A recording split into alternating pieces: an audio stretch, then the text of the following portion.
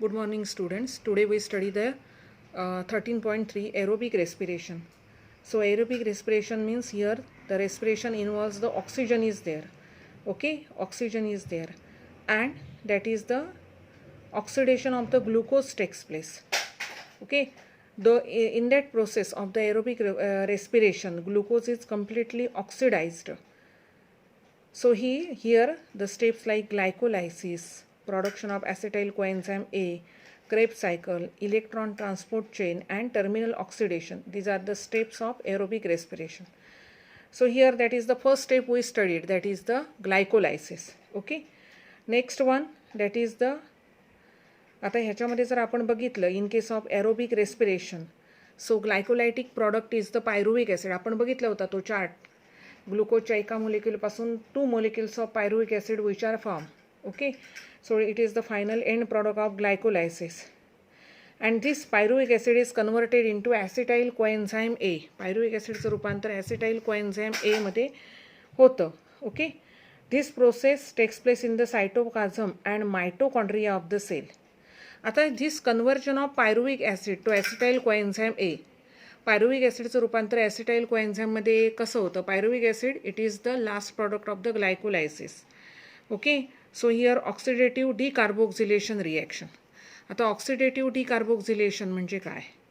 So here that is the pyruvate dehydrogenase complex.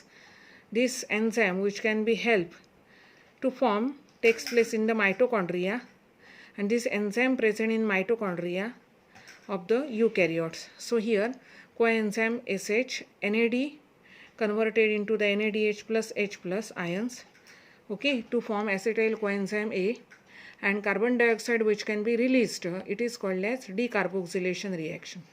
So in such a process from pyruvic acid acetyl coenzyme A which can be formed, and it is necessary for that is the Krebs cycle or citric acid cycle. दुसरा जो pathway आपण बघणार आहोत तो Krebs cycle or the citric acid cycle असा तो pathway आपण बघणार आहोत. Krebs cycle, citric acid cycle or the TCA cycle. आता ह्या क्रेब्ज सायकलमध्ये काय बघूया आपण? हे जे ना काढलं आहे डायग्रॅम, ती इयत्ता 12वीच्या जुन्या पुस्तकातली डायग्रॅम आहे. ओके, 11वीच्या पुस्तकात आहे पण 12वीच्या पुस्तकामध्ये जुन्या पुस्तकामधली डायग्रॅम मी घेतली आहे याच्यासाठी की ती तुम्हाला सोपी समजायला पडेल. So here that is the in that process the acetyl coenzyme A which is completely oxidized and CO2 which can be released, completely ऑक्सिडीकरण होतं आणि CO2 which can be released in such a step wise manner, it is called as Krebs cycle. Krebs cycle म्हणजे काय? या ॲसिटाईल कोएन्झाईमचं ऑक्सिडीकरण होणं, त्याचं oxygen बरोबर संयोग होऊन स्टेप वाईज कार्बन डायऑक्साईड बाहेर पडणं, त्याला आपण म्हणतो क्रेब्ज cycle. So here that is the it is the second phase of aerobic respiration. पहिली फेज बघितली आपण glycolysis. Okay, and such a phase text place in mitochondria in the presence of the different enzymes R there. And आता ह्या फेजमध्ये काय होतं? The को enzyme NAD and FAD take up hydrogen and remove during oxidation. Okay, and NADH2 FADH2 which are form. So here that is the याच्यामध्ये आता जर आपण बघितलं the first stable product it is the citric acid that is having 6 carbon compound.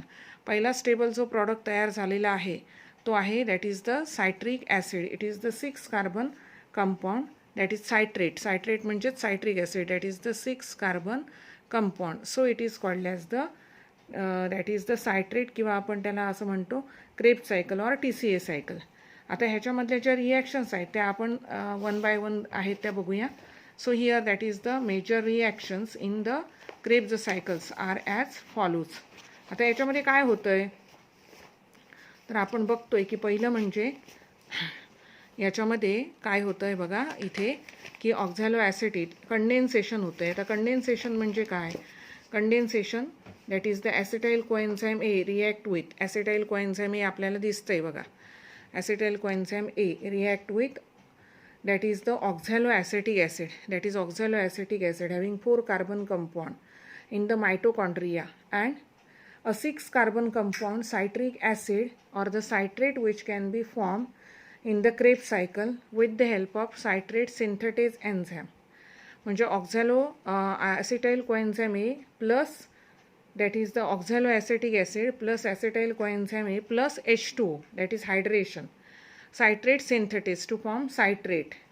Citrate तयार होतं. And in that process COA which can be comes outside and it is recycled for acetylation of another molecule of pyruvate undergoes series of the reaction to form oxaloacetate. ह्याचा अर्थ लक्षात घ्यायला त्याला condensation पहिली reaction म्हणतो. इथे ॲसिटाईल कोएन्झाइम एचा ऑक्झॅलोॲसिटेट बरोबर संयोग होतो आणि पाणी त्यांच्यामुळे सायट्रेट हे 6 कार्बन कंपाऊंड तयार होतं आणि याच्यातून कोएन्झाइम ए बाहेर पडतं. त्याचं काय होतं, रिसायकलिंग होतं. कशासाठी, पुन्हा पायरुवेटचं काय कशामध्ये रूपांतर केलं जातं, ॲसिटाईल कोएन्झाइम एमध्ये रूपांतरण केलं जातं आणि ही सायकल परत रिपीट केली जाते. Second one isomerisation. Isomerisation means you know that is structurally identical components which are called as isomers are there. This citric acid which can be get converted into, that is the, आता ह्याच्यामध्ये citric acid जे आहे ना त्याचा आयसोमरमध्ये रूपांतर होतं, that is isocitric acid. This citric acid which can be converted into the isocitric acid. Okay, and this happens in two ways are there. First one, dehydration means removal of the hydrogen means water, it is called as dehydration. Means citrate 6 carbon compound giving rise to cis aconated having 6 carbon compound plus H2O. कारण आतमध्ये आता ह्याच्यामध्ये काय केलं गेलं की ह्याच्यातून H2O बाहेर पडला, बरोबर. त्यानंतर दुसरी प्रोसेस आहे हायड्रेशन, म्हणजे H2O एंटर केला गेला. cis aconated plus H2O giving rise to isocitrate, that is isocitric acid. It is called as hydration. तिसरी प्रोसेस आहे ऑक्सिडेशन, म्हणजेच डिहायड्रोजिनेशन फर्स्ट. आता ऑक्सिडेशन कसं होतं, the isocitrate 6 carbon compound oxidise to form the ह्याच्यामध्ये काय दिलं आहे बघा, isocitrate 6 carbon compound oxidise to form oxalosuccinate having 6 carbon compound. Oxalosuccinate having 6 carbon compound. त्याच्यामध्ये 6 कार्बन कंपाऊंड तयार होतात. Oxalosuccinate having 6 carbon compound. So here that is the 6 carbon compound तयार झाले oxalosuccinate. So in that process ह्याच्यामध्ये that is the NAD converted into the NADH2. मग कसं होतं, that is the 2 hydrogen atoms which are release in this step and which are taken up by the coenzyme NAD to form NADH2 which are formed. Okay, so here that is this enzyme which can be, that is isocitrate dehydrogenase here, which can be utilized here to form oxalosuccinate. Okay, next one decarboxylation first. आता decarboxylation first म्हणजे काय, removal of the carbon dioxide. Removal of carbon dioxide, याच्यातून carbon dioxide बाहेर पडतोय. So oxalosuccinate 6 carbon compound undergoes decarboxylation. Okay, in the presence of decarboxylase enzyme to form, that is the alpha ketoglutarate 5 carbon compound in the mitochondria. म्हणजे याच्यामध्ये oxalosuccinate पासून alpha ketoglutarate तयार होतं. After that is the oxidative decarboxylation. This oxidative decarboxylation म्हणजे काय, तर carboxylation म्हणजे CO2 बाहेर टाकला जातो as well as utilise of the oxidation. So alpha ketoglutarate undergoes oxidative decarboxylation म्हणजे oxidation, dehydrogenation, removal of hydrogen ion and CO2 which can be released in that process. It is called as oxidative dehydrogenation is there to form, that is the succinyl coenzyme A. Okay, succinyl coenzyme A. मग याच्यामध्ये कसं येणार, alpha ketoglutarate plus NAD plus coenzyme A plus coenzyme A, so to giving rise to succinyl coenzyme A plus NADH2 plus that is the CO2 बाहेर टाकला गेला. Next reaction that is the hydration and phosphorylation. So hydration means that is the utilization of the water. त्याला आपण काय म्हणतो, hydration असं म्हणतो. Succinyl coenzyme A gets hydrated using a molecule of water. एक पाण्याच्या मोलेक्युलने तो हायड्रेटेड होतो. And to form succinate having 4 carbon compound. त्याच्यापासून काय तयार होतं, that is the 4 carbon compound is formed. Okay. आता ह्याच्यामध्ये काय होतं आहे, so here enzyme which are liberated in this reaction which are used for formation of GTP from GDP. GDP पासून GTP तयार केलं जातं. And then that is the such a GTP, ATP which can be formed. So here that is the phosphorylation, means utilization of the phosphate molecule. It is called as phosphorylation. Then oxidation or dehydrogenation. आता oxidation dehydrogenation म्हणजे काय, तर succinate हे जे आहे 4 carbon compound, it is oxidise by dehydrogenation to form fumarate. Dehydrogenation means removal of the hydrogen ions. हायड्रोजन बाहेर टाकले जातात.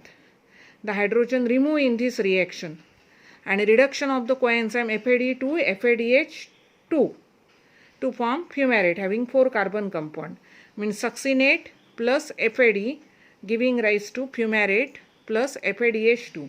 Then hydration, addition of the water molecule.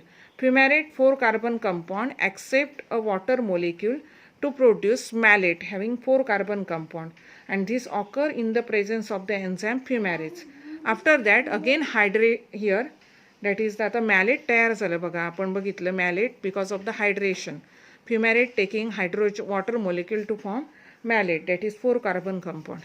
त्यानंतर ऑक्सिडेशन, डिहायड्रोजनेशन. ज्यावेळी आपल्याला हायड्रोजनचा मोलिक्यूल बाहेर टाकलेला दिसतो त्यावेळी त्याला म्हणायचं ऑक्सिडेशन किंवा dehydrogenation. Malate 4 carbon compound oxidised by removal of the hydrogen and oxaloacetate which are regenerated. Oxaloacetate तयार होतं, means malate plus NAD, nicotine adenine dinucleotide phosphate, which can be, that is the remove the hydrogen ions to form oxalo, that is the acetate, and then that is the cycle. This oxaloacetate which can be necessary for the acetylation of the pyruvate is there.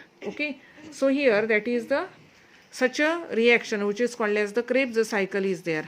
Krebs cycle, citric acid cycle, because the first stable product it is the citrate, 6 carbon compound is there. Okay.